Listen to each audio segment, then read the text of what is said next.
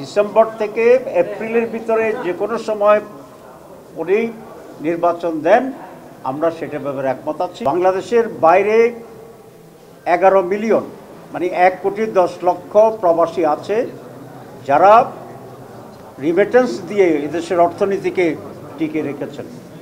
সুতরাং তাদেরকে ভোটে অংশগ্রহণ করার সুযোগ দিতে হবে। আমরা বলেছি জুলাইয়ের ভিতরে এই সংস্কার সম্পন্ন করতে হবে।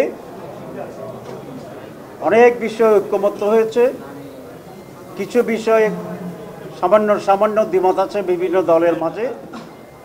আগামীকাল থেকে সকল দলকে একসাথ করে একটা সমন্বয় মিটিং হবে, সেখানে এ ব্যাপারে ঐক্যমত্য পৌঁছার চেষ্টা করা হবে। আর যে সমস্ত বিষয়ে মৌলিক কিন্তু ঐক্যমত্য হচ্ছে না, সেগুলোর ব্যাপারেও আমরা বারবার আলোচনা এসে কাছাকাছি জায়গায় আমরা পৌঁছতে পারবো ইনশাল্লাহ। একেবারে ঐক্যমত্য হচ্ছে না এসব বিষয়ে কী করা যাবে সে বিষয়ে আমরা একটা আলোচনা করব। এবং জুলাইয়ের ভিতরে রিফর্মস শেষ হবে, তারপরে একটা জুলাই সনদ হবে যেখানে আমরা সমস্ত পলিটিক্যাল পার্টি নীতিগতভাবে একমত হয়েছি যে সেই চার্টারে আমরা সাইন করব। এরপরে আলোচনা হয়েছে নির্বাচনের তারিখের ব্যাপারে। আমরা দুটো কথা বলেছি। প্রথম হচ্ছে আমরা সকল দল, আমরা ডক্টর মোহাম্মদ ইউনূস প্রধান উপদেষ্টার প্রতি আমাদের আস্থার কথা পুনর্ব্যক্ত করেছি এবং ওনার নেতৃত্বেই একটি সফল, সুন্দর, সুষ্ঠু নির্বাচন হবে এবং নির্বাচন হোক, আমরা এটা চেয়েছি, এটা ওনাকে বলেছি। নির্বাচনের ডেটের ব্যাপারে 3টি বক্তব্য আসছে। মাননীয় প্রধান উপদেষ্টা বলেছেন ডিসেম্বর টু জুন, কিছু পলিটিক্যাল পার্টি বলেছেন ডিসেম্বর। জীবনের সব আয়োজন এখানে একসাথে। আর আমাদের পক্ষ থেকে আমরা বলেছি জুন এবং মে মাস আবহাওয়াগতভাবে নির্বাচন অনুষ্ঠানের জন্য উপযোগী নয়। তাহলে মে জুন বাদ দিলে ওনার যে কমিটমেন্ট আছে, কমিটমেন্টের যে টাইম লাইন সেটা হচ্ছে ডিসেম্বর থেকে এপ্রিল। এর মাঝে একটি রোজা আছে এবং আমরা বলেছি আমরা এর ভিতরেই আপনি একটা ডেট ঘোষণা করবেন।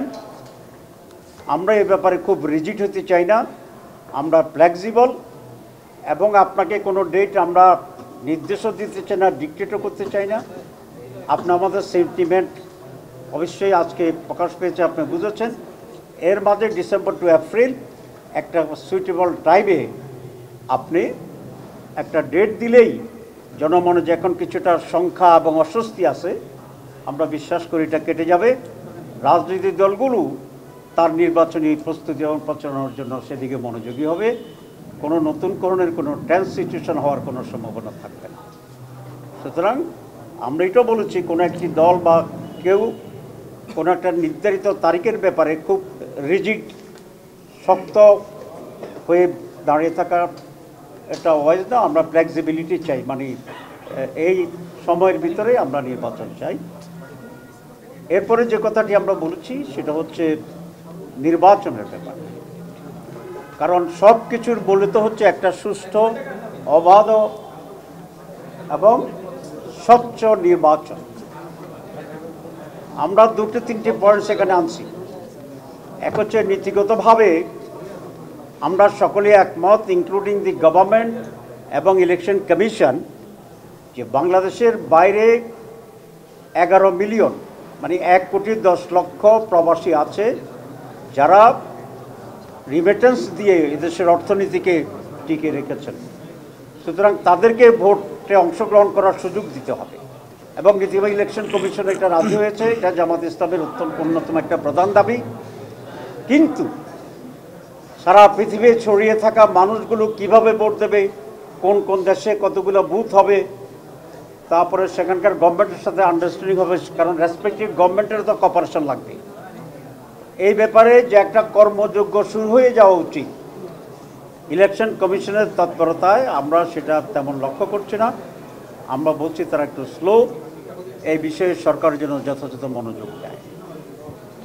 2 নম্বর নির্বাচনের জন্য একটা গুরুত্বপূর্ণ ল্যাঙ্গুয়েজ সেন্টেন্স আমরা সকলেই বলি এবং গুরুত্বপূর্ণ, সেটা হচ্ছে লেভেল প্লেইং ফিল্ড, সকলের জন্য সমতল করা।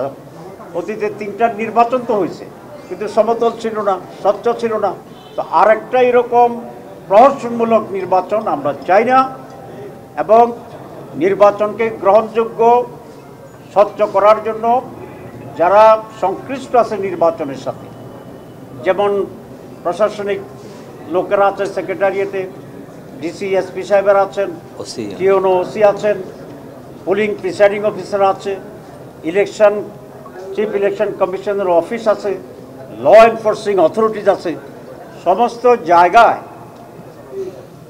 যেন একটি স্বচ্ছতা নিয়ে আসে, আগে থেকে কাজ করে দ্রুতভাবে একটা লেভেল প্লেইং ফিল্ড যেন তৈরি হয়, এবং সেরকম একটা উৎসব মুখর পার্টিসিপেটরি একটি নির্বাচন আমরা চাই। তার জন্য সরকারকে এই দুটি জায়গায় গুরুত্ব দিতে হবে। একটা হচ্ছে বিদেশি প্রবাসীদের ভোটের ব্যাপারে অ্যারেঞ্জমেন্ট, আর একটা হচ্ছে লেভেল প্লেইং ফিল্ড, সকলের জন্য সম অধিকারের যে জায়গাটি, এবং এটা নির্বাচনের অনেক আগেই করতে হবে যাতে নির্বাচনের ব্যাপারে কনফিডেন্স ফিরে আসে, এবং তার ভিতরে আইনশৃঙ্খলা পরিস্থিতি আছে, সেটা আমি বলেছি যে স্টেক হোল্ডার যারা আছে, এই সব বিষয় যেন একটা উন্নত এবং বিশ্বস্ত আস্থার যে বিষয়টি আছে সেই বিষয়টি যেন পূর্বাহ্নেই প্রতিষ্ঠিত করতে পারে।